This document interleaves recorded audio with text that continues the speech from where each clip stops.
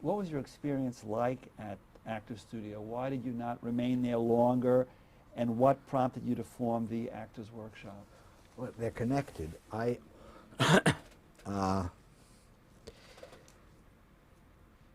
The work going on, at least in the advanced class, seemed to me useless work. Certainly at that time, American actors were the best realistic actors that I knew of, far superior to what I had seen from English actors, certainly from what I knew of the French theater, although I hadn't seen any, but what I had read about it and stylistically and so on. But the thing is that realism is only one style, and there are many other kinds of acting. And people were, I felt, bucking for jobs. I remember David Wayne and Tom Ewell came in with a scene of Mice and Men that they performed, and they had had that play out on tour. They had toured in the place. What was the point of bringing it in to what should have been a workshop, self-improving situation? At any rate, I voiced these concerns. I was working on Ostrovsky and he was trying to stretch as an actor. At any rate, after the first 3 months, I think, 13 of us were let go, and I was one of them. It was a devastating experience because Bobby Lewis had been a great friend during my whole growing up. He had directed My Heart's in the Highlands, which was one of my big successes in the theater as a kid actor. And he was responsible for my going away with the group theater as a child for the summer. They used to go away together for the summer to study, and that was tremendously exciting experience for me. And so it was an enormous shock, and as always, when these kinds of shocks happen, you're going to react in one of two ways. It's either going to collapse you or it's going to drive you on to do something else. And so I took the other 12 people who had been let out of the studio, plus another 20, 30 actors that I knew. We were 40 in total, and made my own workshop called the Actors Workshop. The object of that was not to form a permanent company or anything like that. It was strictly for study. And what the process consisted of the following. It was a 3-year program, and I wanted to investigate different styles of acting. So there is a logical thread in the dramatic literature. It developed from one thing to another. And the idea here was to follow it backwards. Start with what we know, realistic acting. And spend very little time on that, only enough time to get a mutual vocabulary so that we wouldn't have to waste time with definitions. So we went from modern playwrights, we just spent a couple of weeks on that, right back to Ibsen and Chekhov and Strindberg, the founders of realistic drama. From the founders of realistic drama, it was a short step to Bernard Shaw, just the other side of the coin, to go to the comedic end.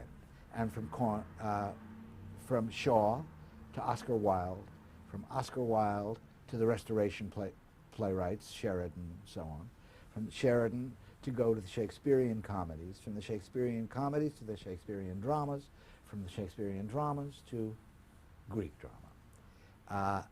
And that was the program. And we did this over 3 years, a 3-year period, and it was terrific. The actors had a marvelous time. We took the history of the periods, dealt with the costumes of the periods, the social conditions, the voice problems. We had a voice coach there, which the studio never had. We had a body movement coach there because certainly for Restoration and for Shakespeare, different kinds of physical equipment are needed.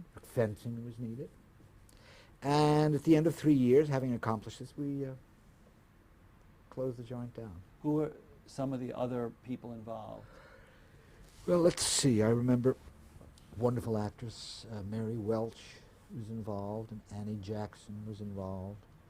Yul Brynner, which is where my relationship began with Yul, and his wife Virginia Gilmore. Richard Kiley was there.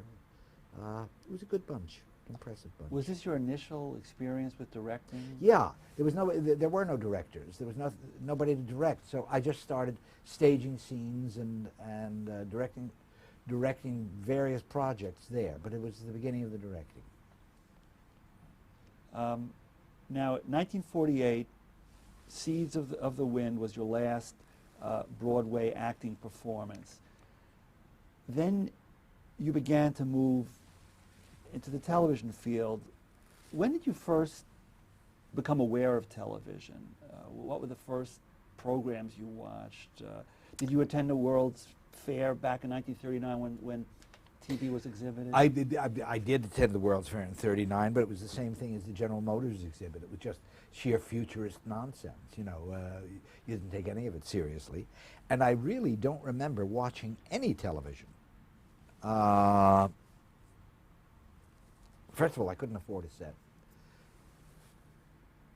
And I remember my salary as a teacher was $38 a week. And I became aware of it when Yul Brynner called me up one day. He said, "Sidney, come on down. Nobody knows what they're doing. You make a nice living here." That was it. And what was he doing, and where was he? He was directing. Yul was directing. And by the way, parenthetically, a wonderful director. At that time, there were no dramas on yet. And Yul was directing the Stork Club, which was a show at the Stork Club, a live show, under that monster, Sherman Billingsley. The crew loved it because he put out great chow.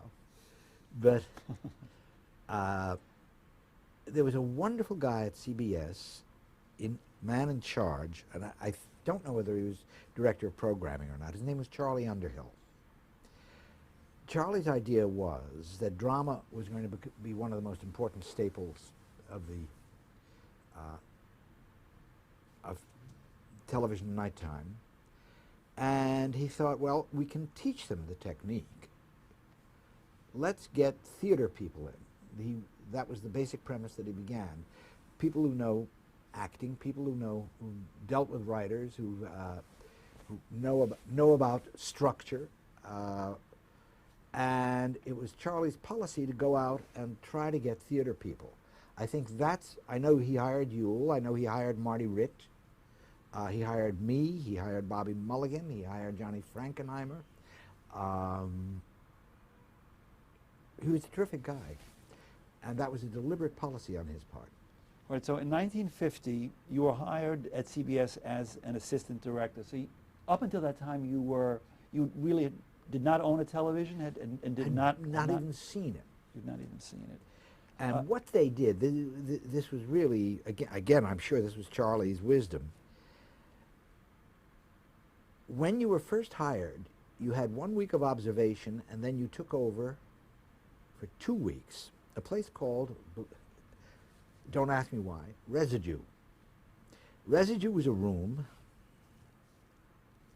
I'm not sure, I don't remember where it was. I don't think it was on top of Grand Central, where a lot of the CBS studios were. But, and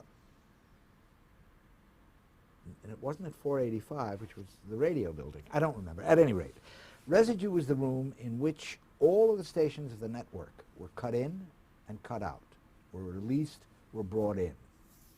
And you were, so that, for instance, at 29:20 or 59:20, when a program ended, a half-hour program or an hour program ended, you would cue in the network commercial. There were certain commercials that were on network and certain commercials that were only on local.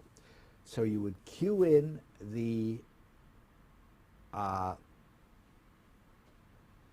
network commercial at, as I say, 29:20. At 29:50, you would release the stations, cue in your own local commercial, 10-second commercial, cue in the local announcement. Oh, by the way, and also cue in the network announcement, and then cue in the reassembly of the network when the clock went straight up. The thing was that you threw in that time, in those 40 seconds, you threw maybe, I don't know, 15, 20 cues. So that's pretty speedy. And that brought you into the rhythm of what you would need later in live broadcasting. So how, for what period of time were you doing that? A week of observation and 2 weeks of working in residue. And was that to prepare you to be an assistant director? Yes, to prepare you to be an AD. Your job as an AD, there was a different system at NBC and a different system at CBS. The way it worked at CBS was the director was responsible for the on-camera camera. Most shows had 3 cameras. You, as the assistant director, were responsible for the cameras coming up. In other words, we've just cut to camera 1, so that means camera 2 has just been released. I now, over the intercom, tell camera 2, okay, you're on a close-up of her, or at the very beginning, get on the chopped liver when you'd be doing a cooking show. Close-up of the chopped liver. Camera 3, ready on close-up of Robert Q. Lewis or whoever it happened to be. The director would give the cue for the cutting, so that what you'd be responsible for was the upcoming cameras. You'd be that step ahead of the director. The NBC system, the AD didn't have that much to do, because the TD, the technical director, during rehearsal, would have the cameraman write down their shots on a list and would just say, ready to, and they'd check off that shot once they'd finished with it. In the CBS system, the AD was responsible for that.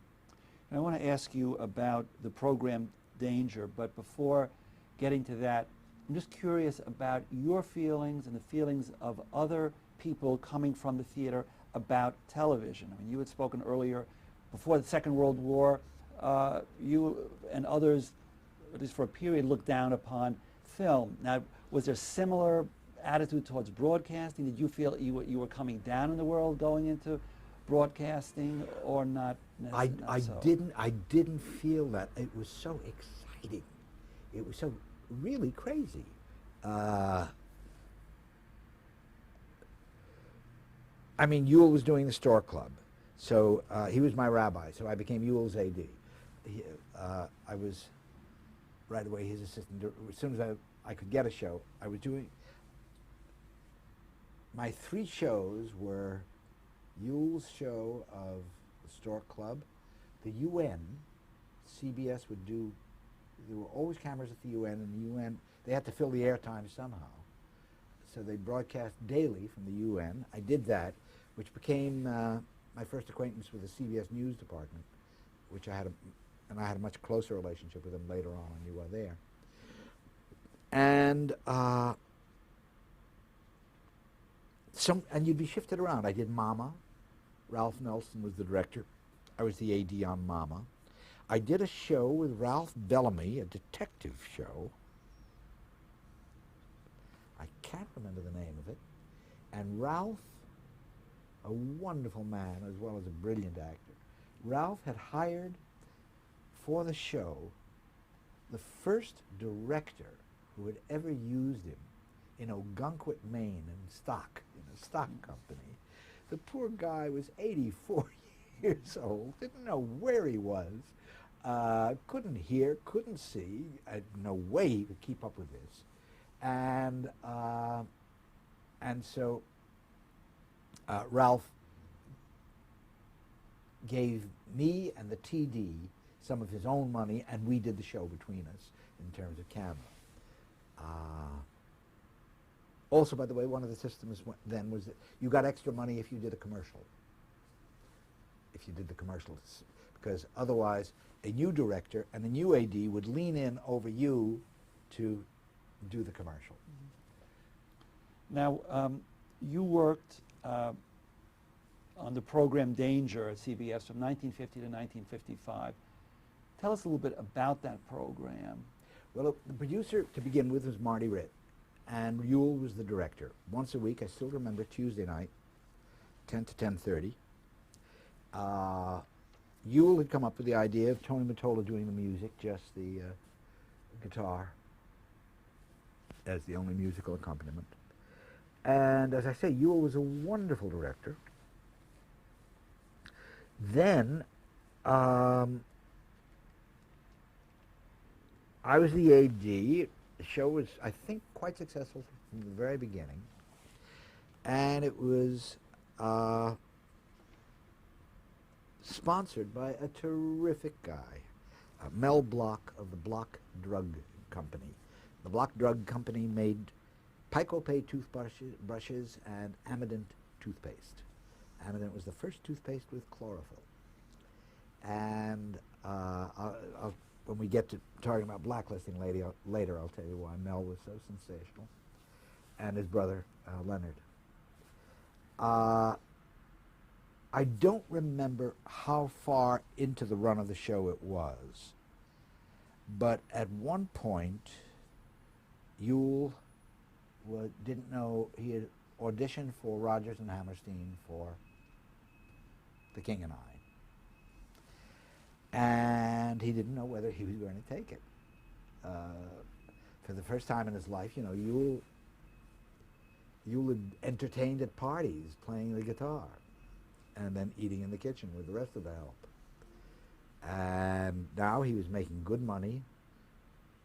There was a minimum that you could earn as a director, but if the show was successful, like anything else, you could up your salary.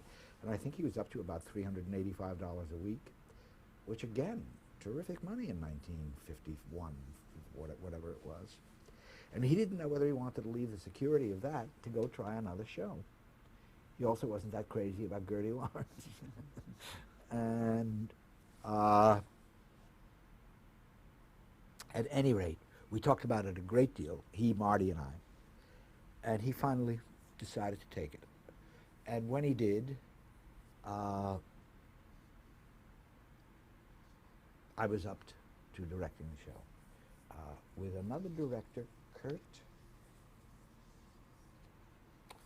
Don't remember his name, but we alternated. I would do it one Tuesday, he would do the next. What kind of budget did that show have? Do you recall? The budgets were hilarious. You know, have you ever seen Studio 42 up in Grand Central? I doubt whether it even exists. No. I would say it's a room about maybe 40 by 60.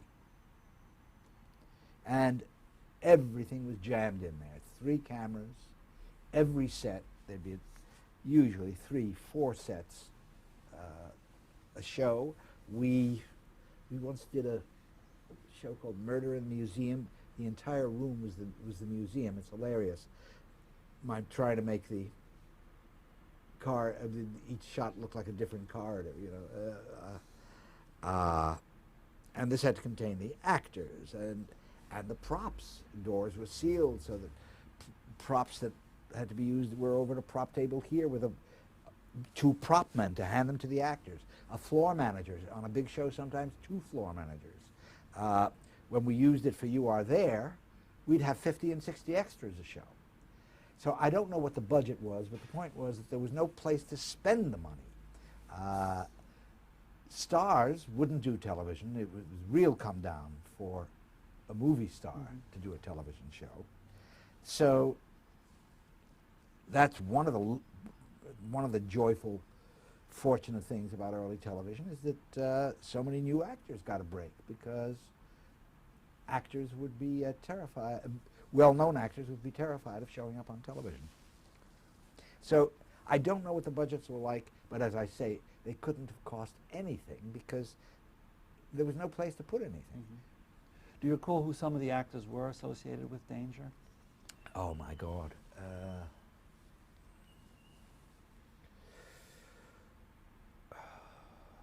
everybody. I mean, John Barragray, Dick Kiley, Johnny Connell,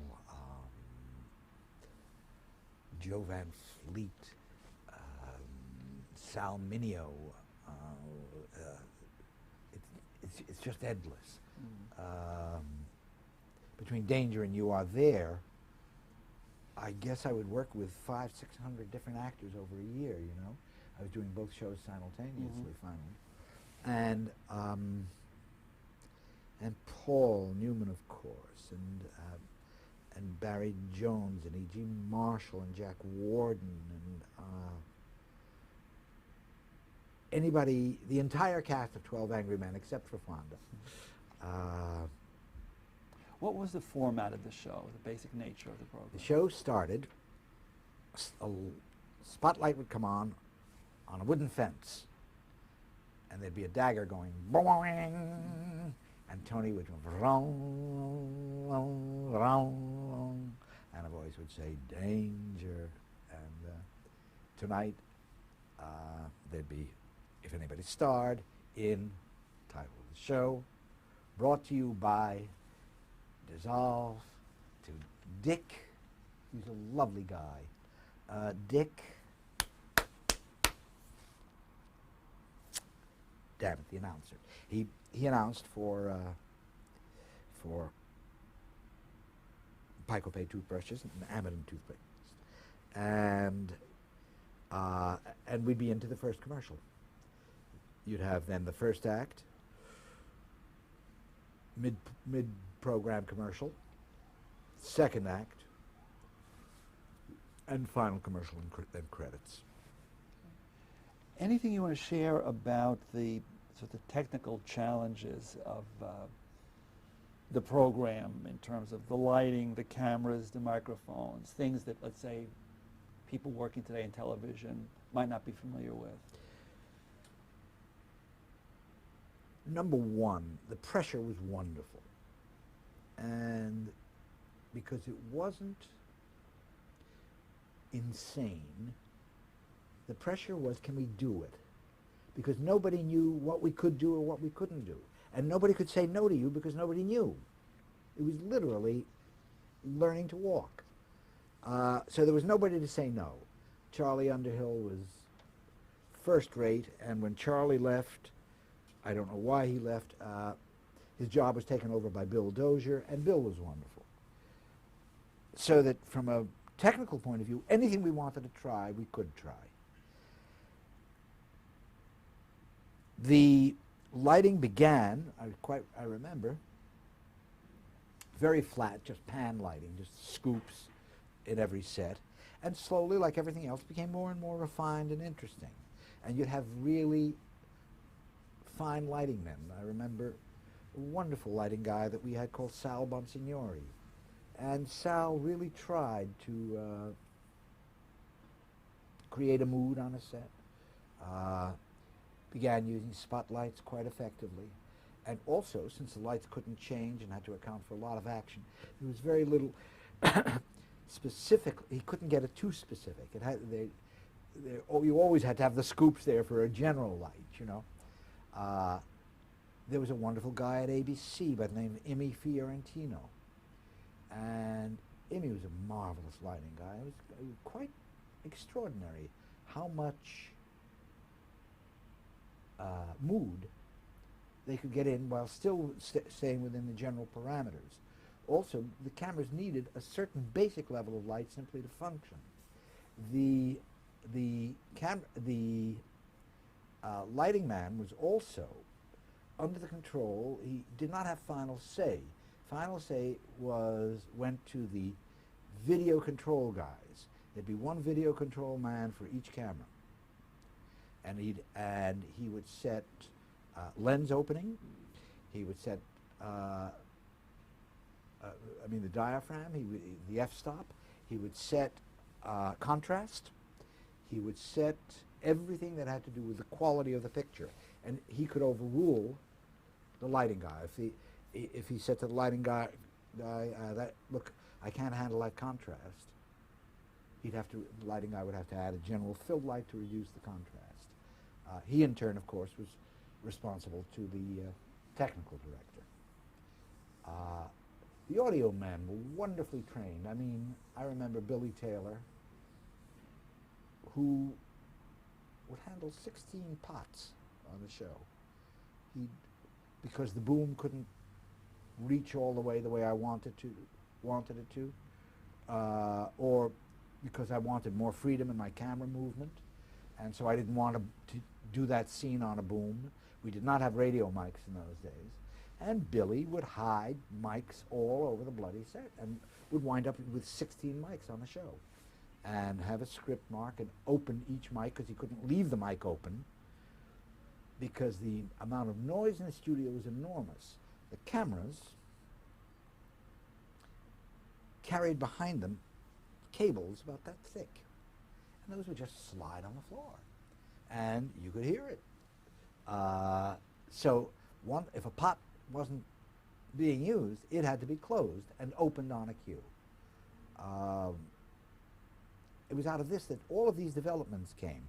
The same thing was true of the boom mics. We started out with the old RCA ribbon mics, which movies had been using for years, but they picked up everything. And so slowly Sennheiser developed highly directional mics, which are being used in movies today. All of the technical advancements which came in movies, television brought in, because movie companies never gave a damn. They never invested the money in it. The networks had to. They started with old movie equipment. They started with the old enormous dollies for the main camera. Usually you'd have what we call two pedestal cameras and a dolly camera for the middle camera. And it would be counterweighted so that the cameraman himself could raise the camera and lower it. But it was still made out of the old movie dolly that you had to do with those handles and gears. The pedestal cameras had these skirts on them which cleared the floor by about 1/4 of an inch. The floors were usually some kind of composition, but they were very, very level so that the cameras could move easily on them and without any sound. But, of course, the skirts would push the cables ahead of them or drag the cables behind them, and the noise would come. The cables themselves went into a wall. In other words, the four walls of the studio. You might have, when you were setting it, the setup was very important, because if you put a cable into this wall for this camera and put a cable into this wall for this camera, you better not wind up like that, because if you got your cables twisted, the cameras wouldn't be able to move. So all of these things had to be figured out in meticulous detail. The greatest leap forward, I must say, belonged to me when all of a sudden I got so tired of being limited by where I could move my cameras because of their cables coming out of the walls. I said, aha, I know what we do. We're going to run them up from the walls into the grid and drop them down the middle. Let's stop here and we'll continue in a minute. Okay.